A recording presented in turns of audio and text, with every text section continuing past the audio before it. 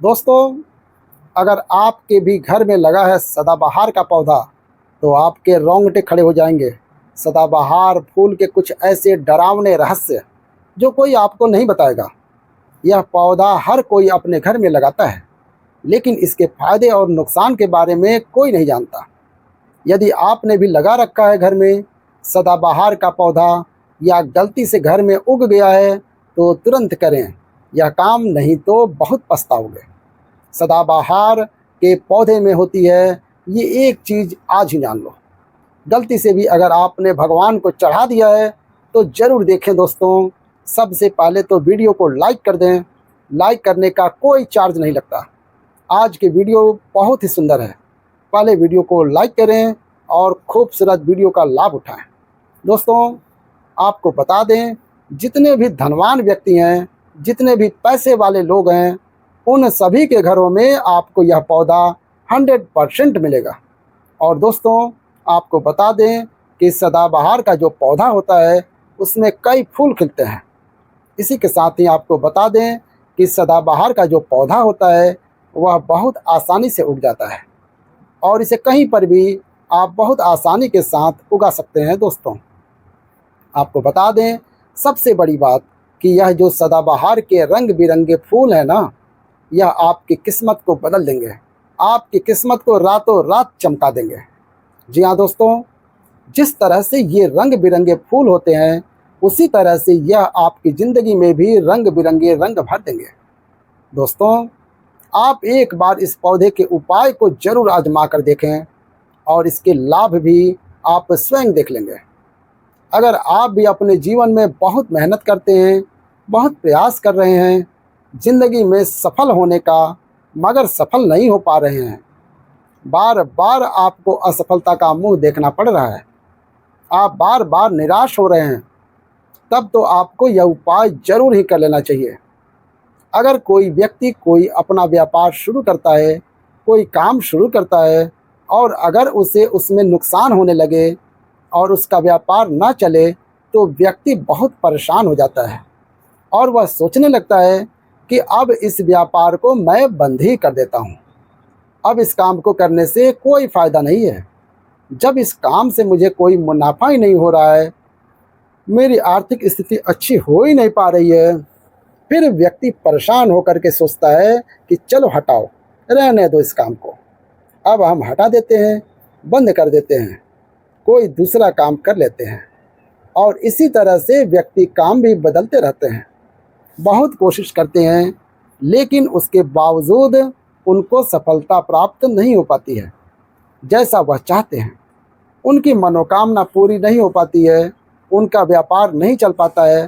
तो अगर आप भी अपने जीवन में कोई व्यापार कर रहे हैं और आपको बार बार उसमें नुकसान देखने को मिल रहा है, या जो भी काम आपने शुरू किया है वह काम आपका नहीं चल पा रहा है, जिस चीज़ को लेकर के आप बहुत ज़्यादा परेशान हैं, किसी विशेष क्षेत्र में आपने तैयारी कर रखी है लेकिन उसमें भी आपको सफलता प्राप्त नहीं हो पा रही है, तब आपको सिर्फ एक बार इस उपाय को ज़रूर करके देख लेना चाहिए। आप इसके परिणाम और इसके चमत्कारिक लाभ खुद देख लेंगे। इसी के साथ दोस्तों, इस उपाय को वह लोग भी कर सकते हैं जिनके सर पर बहुत ज़्यादा कर्जा हो गया है या जिसने किसी से बहुत ज़्यादा उधार पैसा ले लिया है और वह उस उधार को चुकाने में सक्षम नहीं है, चुका नहीं पा रहे हैं। लेकिन कभी कभी होता यह है कि व्यक्ति चाहे कितनी भी मेहनत कर ले, उसके बाद उसको सफलता प्राप्त नहीं हो पाती है। और दूसरी तरफ ऐसे भी लोग होते हैं जो दिन रात मेहनत करके धन कमाते हैं, लेकिन उनके हाथ में धन आते ही बहुत तेज़ी से वह धन उनका चला जाता है। कभी बीमारियों में वह पैसा चला जाता है तो कभी किसी अन्य चीज़ में उनका पैसा चला जाता है। कुल मिलाकर आप कह सकते हैं कि उनका जो धन है वह अच्छे कार्य में कम जाता है, लेकिन बीमारियों में और बुरे कार्यों में ज़्यादा उनका वह धन बर्बाद हो जाता है, जिसको लेकर के वह बहुत परेशान रहते हैं और महीना ख़त्म होने से पहले ही उन्हें किसी न किसी से उधार लेना पड़ जाता है। और देखिए, उधार व्यक्ति कभी भी अपनी मर्ज़ी से तो लेता नहीं है। जब व्यक्ति के ऊपर बहुत ज़्यादा परेशानी आ जाती है, उसके जीवन में बहुत सारे कष्ट आ जाते हैं, जिसके चलते उस व्यक्ति को अपना घर चलाने के लिए और बहुत सारी आवश्यकताएं ऐसी होती हैं जिनको पूरा करना व्यक्ति का दायित्व हो जाता है, जिसके चलते वह किसी न किसी से वह पैसा उधार ले लेता है, यह सोचकर कि अगले महीने उस पैसे को मैं चुका दूंगा। लेकिन जैसे ही अगला महीना आता है, समस्याएं और परेशानियां खत्म होने का नाम ही नहीं लेती हैं, जिसके चलते उसके सर पर कर्जा बढ़ता ही चला जाता है और वह उस कर्जे को चुकाने में धीरे धीरे असमर्थ होता चला जाता है। उस कर्जे को चुकाने में उसे बहुत दिक्कतों का सामना करना पड़ता है, या कभी कभी व्यक्ति इतना ज़्यादा भी कर्ज में डूब जाता है कि उसके बस से बाहर हो जाता है। कर्जे को अपने सर से उतारना। जी हाँ दोस्तों, तो अगर आपके जीवन में भी ऐसी कोई समस्या है तो आपको यह उपाय ज़रूर ही कर लेना चाहिए। दोस्तों, हम आपको बताएंगे ऐसे चमत्कारिक फूल के बारे में, ऐसे लाभदायक फूल के बारे में, जिसका उपाय यदि आप कर लेते हैं तो आप खुद देखेंगे कितने ज़्यादा चमत्कारिक लाभ उस पौधे के हैं। यदि इसका सही प्रकार से उपयोग किया जाए, उपाय किया जाए और भगवान को यह फूल अर्पित कर दिया जाए, तो यकीन मानिए आपके जीवन के सारे कष्ट, सारी परेशानियां तो दूर हो ही जाएंगी। साथ ही साथ जो भी आपकी मनोकामना है वह बहुत जल्दी पूर्ण हो जाएगी। इसी के साथ दोस्तों, आपके जीवन में अगर धन से जुड़ी समस्याएं बन चुकी हैं, आपके जीवन में धन आना बंद हो गया है, अगर आप चाहते हैं कि आपके जीवन में, आपके घर में धन की वर्षा होने लगे, तो आपको कुछ भी नहीं करना है, सिर्फ इस पौधे को अपने घर में लेकर आना है। और जब आप इस पौधे को घर में लेकर आएंगे, अपने घर में लगाएंगे, तो यह खुद ही धन को खींच कर अपने के घर में ले आएगा। दोस्तों, इस उपाय को करने के बाद जब भी आप जो काम करेंगे उसमें आपको सफलता प्राप्त होगी। और इस उपाय को करने के बाद यदि आप मिट्टी भी बेचने जाओगे तो उससे भी आपको कई गुना लाभ प्राप्त होगा। तो आज की वीडियो में हम आपको ये कुछ उपाय बताएंगे जिससे सदाबहार फूल के सभी उपाय हैं, और जिन उपायों को यदि आप कर लेते हैं तो आपको कई गुना लाभ इन उपायों का मिल जाएगा। तो आपको सिर्फ इतना करना है कि आपको जो भी उपाय हम आपको बताएंगे उन्हें बहुत ध्यानपूर्वक सुनना है और उपायों को अच्छे से समझ कर करना है, जिससे आपसे कोई भूल चूक ना हो। बिल्कुल अच्छे से वीडियो को आप पूरा देखें, और उपायों को तभी करें जब आप वीडियो को पूरा देख लें और उपायों को अच्छे से समझ लें, तभी आपको ये उपाय लाभ देंगे। इसी के साथ दोस्तों, कमेंट सेक्शन में सबसे पहले जयकारा लगा दें। आप चाहें तो अपने इष्ट देव का जयकारा लगा दीजिए, किसी का भी आप जयकारा लगा दीजिए, लेकिन जयकारा जरूर लगाएं। और अगर आप हमारे चैनल पर पहली बार आए हैं तो चैनल को ज़रूर सब्सक्राइब कर लें और वीडियो को लाइक ज़रूर कर दें। तो चलिए जल्दी से हम आपको बता देते हैं कौन से ये उपाय। देखिए, यह तो आप सभी जानते हैं कि संसार में बहुत तरह के वृक्ष पाए जाते हैं और सभी वृक्षों का अलग अलग महत्व होता है। उन्हीं में से कुछ पेड़ पौधे, कुछ वृक्ष ऐसे होते हैं जो देवी तुल्य होते हैं। मतलब कहने का यह है कि जिन्हें देवी का दर्जा प्रदान किया गया है, जिन्हें देवताओं का दर्जा प्रदान किया गया है। जैसा कि आप जानते हैं, तुलसी का पौधा हो गया, पीपल का वृक्ष हो गया, वट वृक्ष हो गया, यह सभी बहुत ही पूजनीय पौधे माने गए हैं। तो आपको बता दें कि कुछ वृक्ष ऐसे होते हैं जिनमें दैवीय शक्ति होती है, जिनके अंदर बहुत अलौकिक चमत्कार होते हैं। अगर बात कर लें पीपल के पेड़ की, तो उसमें साक्षात श्री हरि विष्णु का वास माना गया है, और समस्त देवी देवताओं का वास भी पीपल के पेड़ के अंदर माना जाता है। और अगर हम बात कर लें शमी के पेड़ की, तो शमी का जो पेड़ होता है उसे शनि देव की तरह ही देखा जाता है। कहा जाता है कि शनि देव का उसमें वास होता है। और बात कर लें आंकड़े के पेड़ की, यानी कि हम जब आंकड़े का पेड़ देखते हैं, उसे निहारते हैं, तो ऐसा लगता है कि गजानन को हम निहार रहे हैं। बेल का पेड़ हो गया, जो कि बहुत ही पूजनीय है, यह आप भी जानते हैं। तो आपको बता दें, हर पेड़ की अपनी अपनी दिव्य शक्तियाँ होती हैं, अपने अपने लाभ और अपने अपने चमत्कार होते हैं। अब मान लीजिए किसी भी पेड़ की जिनमें दैवीय शक्ति होती है, उनमें से किसी भी पेड़ की यदि हम सही प्रकार से पूजा कर लेते हैं, अच्छे से उपायों को कर लेते हैं, तो यकीन मानिए आप अपने जीवन की समस्त समस्याओं से छुटकारा पा सकते हैं और आप अपने जीवन में जो चाहें वह पा सकते हैं।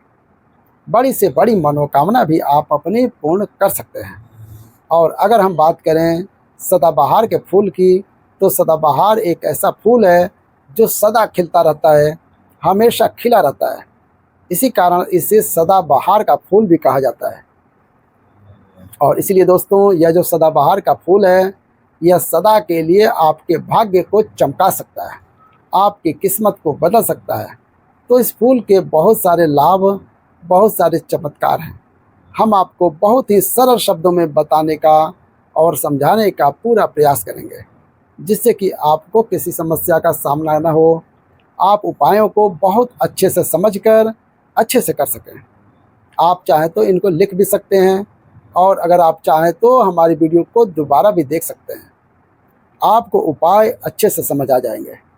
तो देखिए, अगर बात करें सदाबहार के फूल की, उस पौधे की, तो सदाबहार के 2 रंग के फूल होते हैं। एक फूल होता है सफ़ेद रंग का और वहीं दूसरा फूल होता है, वह होता है गुलाबी रंग का। आपने देखा भी होगा, हल्का गुलाबी रंग का वो फूल होता है। तो आपकी जानकारी के लिए बता दूं कि सफ़ेद रंग का जो सदाबहार का फूल होता है, वो माता लक्ष्मी को प्रसन्न करने के लिए बहुत ही कारगर फूल है, बहुत ही ज़्यादा माता लक्ष्मी को आकर्षित करता है। तो उपाय आप कैसे करेंगे, इस चीज़ को आप अच्छे से समझ लीजिए। तो देखिए, आपको सूर्यास्त होने से पहले पहले फूलों को तोड़ कर लाना है। तो आपको कितने फूल तोड़ कर लाने हैं, या तो आपको 27 फूल तोड़ करके लाने हैं और या फिर आपको 21 फूल तोड़ करके लाना है। अगर आप 27 फूल तोड़ते हैं तो उसका उपाय अलग है, और यदि आप 21 फूल तोड़ कर के लेकर आते हैं तो उसका उपाय अलग है। लेकिन हम आपको बताएंगे, तो इस वीडियो में अच्छे से बने रहें और उपायों को अच्छे से समझें। तो अगर आप 27 फूल तोड़ कर लाए हैं सफ़ेद रंग के, जब आप सफ़ेद रंग के 27 फूल लेकर के आए हैं, तो उसके बाद आपको अपने घर के मंदिर के पास आना है और आपको लेना है एक दिया और लंबी बाती का एक दीपक जलाना है। दीपक आप घी का जला सकते हैं। उसके बाद आपको एक लाल रंग का छोटा सा कपड़ा लेना है और लाल कपड़ा वहाँ मंदिर में आपको बिछा देना है। अब आपको मौली के धागे से लपेटकर इन फूलों की माला बना लेनी है। तो आपने जो 27 फूलों की माला बनाया है, उस माला को आपको माता लक्ष्मी को अर्पित करना है, उनको पहनाना है। लेकिन जब आप इस माला को पहनाएं, उससे पहले आपको 27 बार लक्ष्मी मैया के किसी भी मंत्र का जाप करना है। अगर आपको कोई मंत्र याद नहीं है तो आप बहुत सीधा सरल सा मंत्र ओम महालक्ष्मी नमः, इस मंत्र का 27 बार जाप कर लें। उसके बाद आप माता रानी को यह माला अर्पित कर दें। उसके बाद आपको माता रानी को कुमकुम या हल्दी का तिलक लगाना है और उसके बाद आपको महालक्ष्मी चालीसा का पाठ भी करना है और फिर उसके बाद आपको माता रानी की आरती करनी है। इस बात का ध्यान रहे कि जब आप चालीसा कर लेंगे, उसके बाद आपने जो लाल कपड़ा लिया है उस पर आपको हल्दी से स्वास्तिक बनाना है और उस लाल कपड़े पर आपको जो स्वास्तिक आपने बनाया है, उस स्वास्तिक के ऊपर यदि आपने 21 फूलों की माला माता रानी को अर्पित करी है तो 21 चावल के दाने आपको स्वास्तिक पर रखने हैं। और अगर 27 फूलों की माला आपने माता रानी को अर्पित की है तो 27 ही चावल के दाने आपको स्वास्तिक पर रखने हैं। लेकिन ध्यान रहे कि चावल बिल्कुल भी खंडित ना हो, टूटा फूटा नहीं होना चाहिए। और जब आप चावल स्वास्तिक पर डालेंगे तब भी आपको ओम महालक्ष्मी नमः का जाप भी करना है। इसके साथ ही साथ अब जो माला आपने माता रानी को अर्पित की थी, वही माला आपको इस स्वास्तिक के ऊपर रख देनी है। अब इसके बाद आपको माता रानी के मंदिर से सिंदूर लेकर आना है और आप चाहें तो घर का सिंदूर भी रख सकते हैं। अब आपने जो माला रखी है उस लाल कपड़े पर, उस माला पर वह सिंदूर छिड़क देना है। अब इसके बाद आपको वो लाल कपड़े की पोटली बना देनी है और इसके बाद दोस्तों आपको उस पोटली को उसी दिन, ठीक है ना, शुक्रवार के ही दिन रात्रि के समय में उस पोटली को रख देना है अपने धन रखने वाले स्थान पर, अपने तिजोरी में। दोस्तों, आपको बता दें, यह उपाय आपको रात्रि के समय करीब 8 बजे के आसपास आपको करना है।